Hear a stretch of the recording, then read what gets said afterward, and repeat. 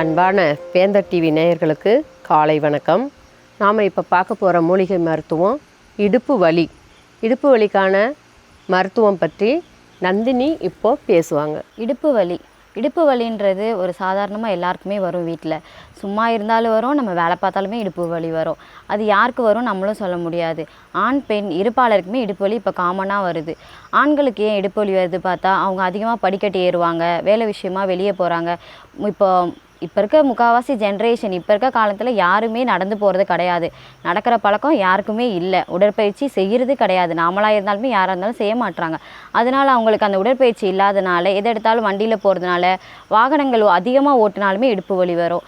வேகத்தடையில் அதிகமாக ஏறி இறங்குறாங்க. ஆண் பெண் இருபேருமே இப்போது வாகனங்கள் அதிகமாக யூஸ் பண்ணுறாங்க. அதனாலுமே அவங்களுக்கு இடுப்பு வலி வருது. பெண்ணாக இருக்கவங்களுக்கு அதிகமாக இடுப்பு வலி வருதுன்னா, துணி கடையில் வேலை பார்ப்பாங்க. நின்றுட்டே இருந்தாலும் இடுப்பு வலி வரும், உட்காந்துட்டே இருந்தாலும் இடுப்பு வலி வரும். நம்ம இடுப்புக்கு அப்பப்போ உடற்பயிற்சி செய்தால் மட்டுமே இடுப்பு வலி குறையும்.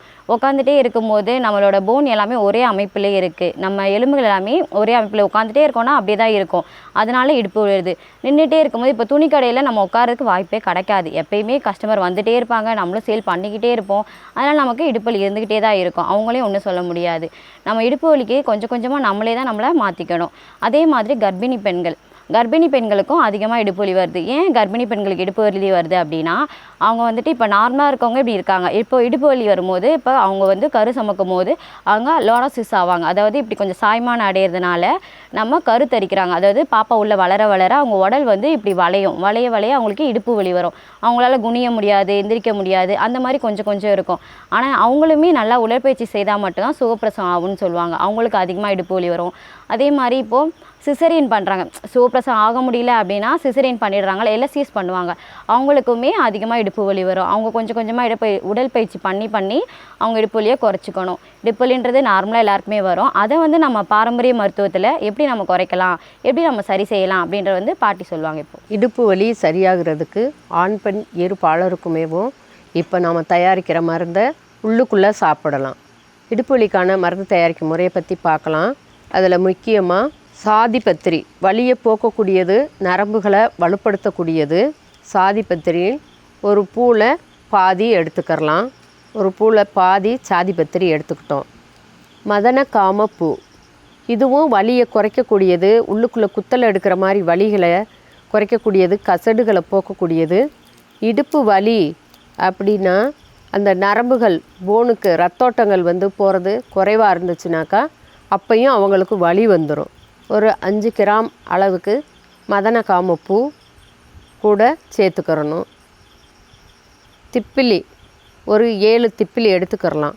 வலி நிவாரணி, எப்படிப்பட்ட வலியவும் சத்து பற்றாக்குறையினாலும் இருக்கும், சளி பிடிச்சிக்கிடுச்சுனாலும் அவங்களுக்கு இருமி அடிவயிறு, இடுப்பு, தொண்டை வலி அந்த மாதிரி எல்லாமே உடம்பு முழுக்க வலி இருந்துக்கிட்டு இருக்கும். வலி நிவாரணி, வலியை போக்கக்கூடியது. இந்த திப்பிலி கூட 7 திப்பிலி எடுத்துக்கிறலாம். இப்போ இதெல்லாம் முதல்ல இடிச்சுக்கிறணும்.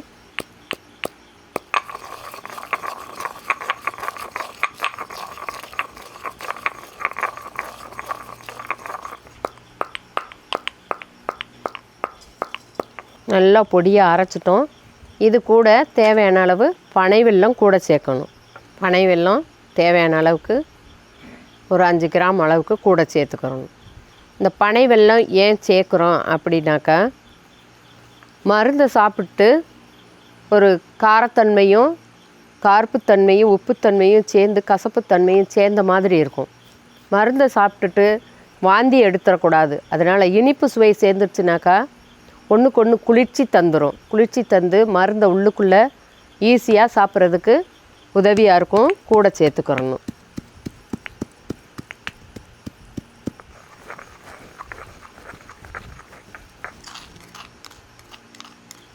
எல்லாம் நம்ம அரைச்சதை ஒரு வெற்றிலையில் வச்சு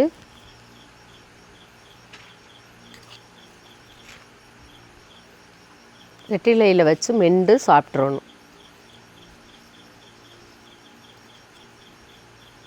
இடுப்பு வலிக்கு நிறைய காரணங்கள் இருக்குது. உப்பு உறைதல்னால வரும், கிட்னி ஃபெயிலியர் ஆனவங்களுக்கு வரும். அந்த மாதிரி மாதவிடாய் பெண்களுக்கு சரியாக போகாமல் இருந்தாலும் வரும். உப்பு உடலில் வந்து தங்கிக்கிட்டு இருந்ததுனாலும் அவங்களுக்கு உப்பு சத்து அதிகமாச்சுன்னா அவங்களுக்கு வரும். கிட்னியில் கல் உற்பத்தி ஆகிக்கிட்டு இருக்குது, உற்பத்தி ஆகியிருக்குனாலும் அவங்களுக்கு இடுப்பு வலி வரும். ரத்த பற்றாக்குறையில் இடுப்பு வலி வரும். எப்படியேப்பட்ட இடுப்பு வலியாக இருந்தாலும் அந்த இடுப்பு வலிக்கு இந்த மருந்தை செஞ்சு காலையில் ஒரு நேரம் சாப்பிட்டுட்டு வந்தீங்கன்னாக்கா இடுப்பு வலி சரியாகும். இடுப்பு வலி தீர வரைக்கும் இந்த மருந்து செஞ்சு சாப்பிடுங்க. இடுப்பு வலிக்கு இது ஒரு சிறந்த மருந்து.